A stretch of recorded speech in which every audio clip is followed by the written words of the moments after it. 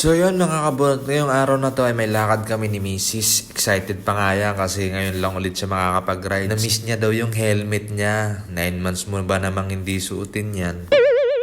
Tapos yung rides namin papuntang OB niya kasi lagi daw sumasakit yung tiyan niya. Kailangan niya magpa-check up. Tapos pagkadaan namin sa OB niya, wala pa daw doon. Kaya mag-SM muna kami dalawa. Nabudol pa nga ako dyan eh. Alam niyo naman guys, pag buntis, laging gutom. At dahil masyado pang maaga, nagtambay muna kami dito sa may mga upuan sa Gidli. Habang kinakain namin yun, french fries niyang order. At medyo mapapalaban tayo dito mga kabunot. Kasi 2:30 pa yung appointment namin, 1:00 pa lang. Sa 1.5 oras na yon, alam ko yung gagawin nito ni Mrs. Siyempre, magtuturo yan ng mga gusto niyang bilhin. Nasa mall ba naman? At yun, finally, nakuha na namin yung result at diretso uwi na din kami. Nakakapagod din maglakad-lakad sa mall, no? Nagpapasalamat ako kay Lord.